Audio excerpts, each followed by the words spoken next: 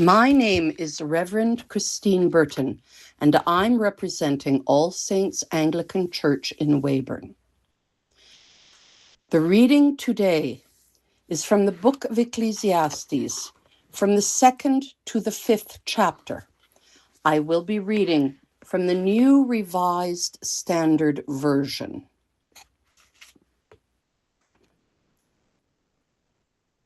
I said to myself, "Come now, I will make a test of pleasure.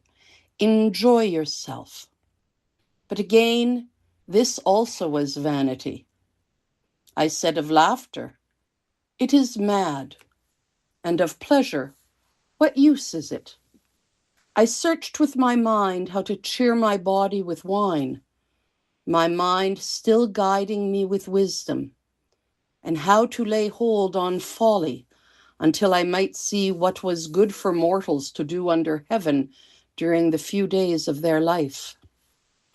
I made great works. I built houses and planted vineyards for myself. I made myself gardens and parks and planted them in all kinds of fruit trees. I made myself pools from which to water the forest of growing trees. I bought male and female slaves and had slaves who were born in my house.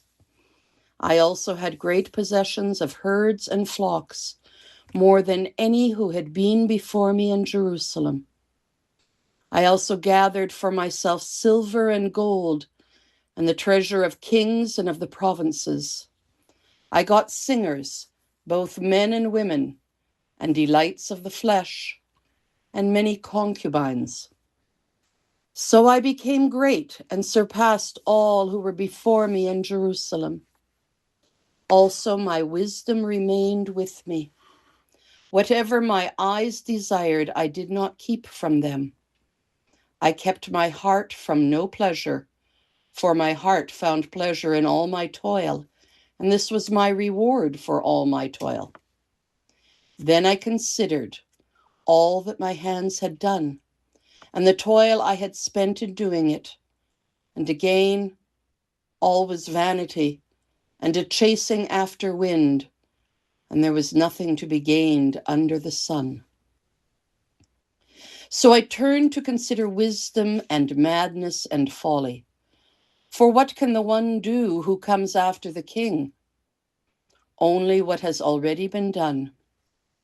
Then I saw that wisdom excels folly, as light excels darkness. But wise have eyes in their head, but fools walk in darkness. Yet I perceived that the same fate befalls all of them. Then I said to myself, what happens to the fool will happen to me also. Why then have I been so very wise? And I said to myself that this also is vanity. For there is no enduring remembrance of the wise or of fools, seeing that in the days to come all will have been long forgotten. How can the wise die just like fools? So I hated life, because what is done under the sun was grievous to me, for all is vanity and a chasing after wind. I hated all my toil in which I had toiled under the sun, seeing that I must leave it to those who come after me. And who knows whether they will be wise or foolish?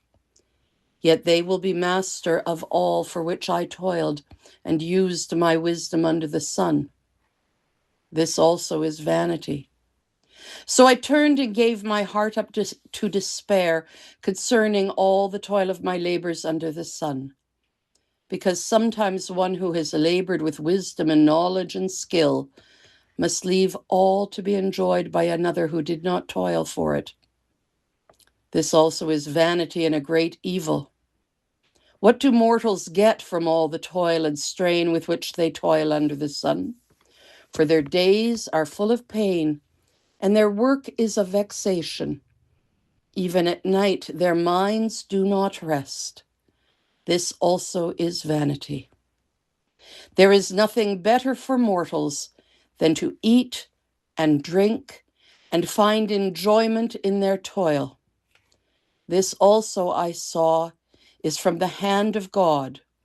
For apart from him, who can eat or who can have enjoyment? For to the one who pleases him, God gives wisdom and knowledge and joy. But to the sinner, he gives the work of gathering and heaping. Only to one who pleases God. This also is vanity and a chasing after wind. For everything there is a season, and a time for every matter under heaven. A time to be born, and a time to die. A time to plant, and a time to pluck up what is planted. A time to kill, and a time to heal. A time to break down, and a time to build up. A time to weep, and a time to laugh. A time to mourn, and a time to dance.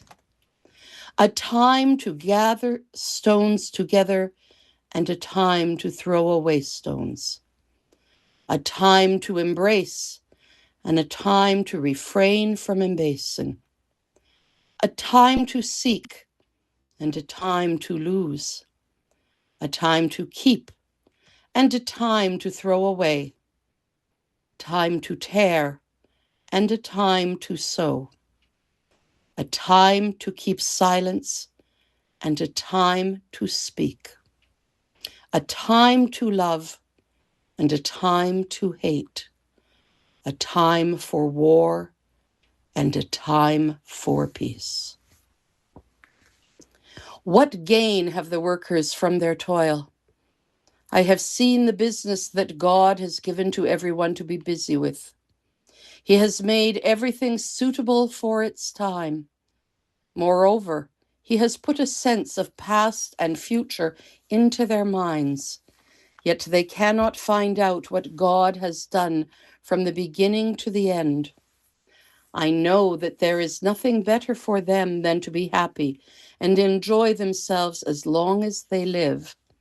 Moreover, it is God's gift that all should eat and drink and take pleasure in all their toil.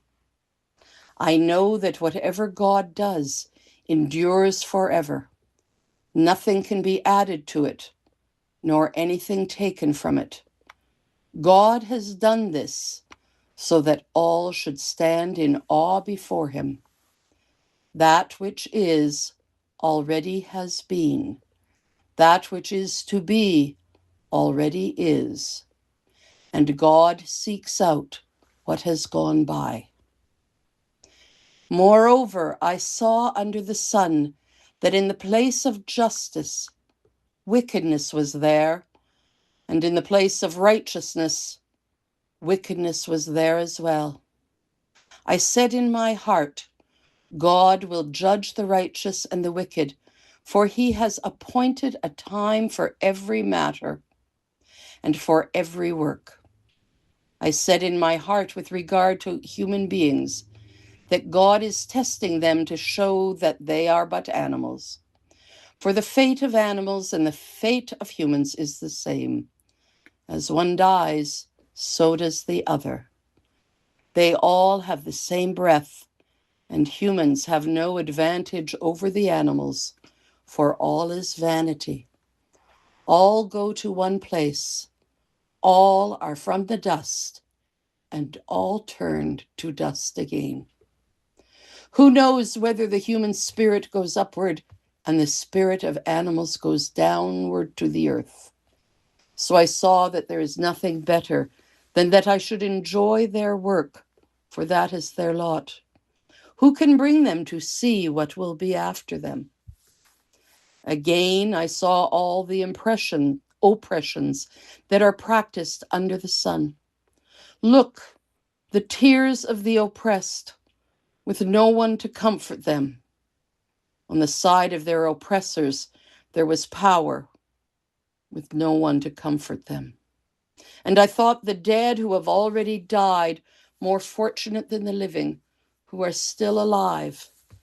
But better than both is the one who has not yet been and has not seen the evil deeds that are done under the sun. Then I saw that all toil and all skill in work come from one person's envy of another. This also is vanity and a chasing after wind. Fools fold their hands and consume their own flesh. Better is a handful with quiet than 2 handfuls with toil and a chasing after wind. Again, I saw vanity under the sun, the case of solitary individuals without sons or brothers. Yet there is no end to all their toil, and their eyes are never satisfied with riches. For whom am I toiling, they ask, and depriving myself of pleasure? This also is vanity and an unhappy business. 2 are better than 1, because they have a good reward for their toil. For if they fall, one will lift up the other. But woe to one who is alone and falls and does not have another to help. Again, if 2 lie together, they keep warm. But how can one keep warm alone? And though one might prevail against another, 2 will withstand one. A 3-fold cord is not quickly broken. Better is a poor but wise youth than an old but foolish king who will never take advice. One can indeed come out of prison to reign, even though born poor in the kingdom. I saw all the living who, moving about under the sun, follow that youth who replaced the king. There was no end to all those people whom he led. Yet those who come later will not rejoice in him. Surely this is also vanity and a chasing after wind. Guard your steps when you go to the house of God. To draw near to listen is better than the sacrifice offered by fools, for they do not know how to keep from doing evil. Never be rash with your mouth, nor let your heart be quick to utter a word before God, for God is in heaven and you upon earth. Therefore, let your words be few. For dreams come with many cares, and a fool's voice with many words. When you make a vow to God, do not delay fulfilling it, for he has no pleasure in fools. Fulfill what you vow. It is better that you should not vow than that you should vow and not fulfill it. Do not let your mouth lead you into sin, and do not say before the messenger that it was a mistake. Why should God be angry at your words and destroy the work of your hands? With many dreams come vanities and a multitude of words, but fear God. If you see in a province the oppression of the poor and the violation of justice and right, do not be amazed at the matter, for the high official is watched by a higher, and there are yet higher ones over them. But all things considered, this is an advantage for a land, a king for a plowed field. The lover of money will not be satisfied with money, nor the lover of wealth with gain. This also is vanity. When goods increase, those who eat them increase. And what gain has their owner but to see them with his eyes?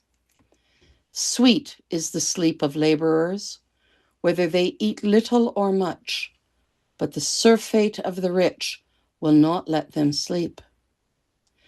There is a grievous ill that I have seen under the sun. Riches were kept by their owners to their hurt, and those riches were lost in a bad venture. Though they are parents of children, they have nothing in their hands. As they came from their mother's womb, so shall they go again, naked as they came. They shall take nothing for their toil, which they may carry away with their hands. This also is a grievous ill. Just as they came, so shall they go. And what gain do they have from toiling for the wind? Besides, all their days they eat in darkness, in much vexation and sickness and resentment. This is what I have seen to be good. It is fitting to eat and drink and find enjoyment in all the toil with which one toils under the sun, the few days of the life God gives us. For this is our lot. Likewise, all to whom God gives wealth and possessions, and whom he enables to enjoy them and to accept their lot and find enjoyment in their toil. This is the gift of God. For they will scarcely brood over the days of their lives, because God keeps them occupied with the joy of their hearts. The word of the Lord.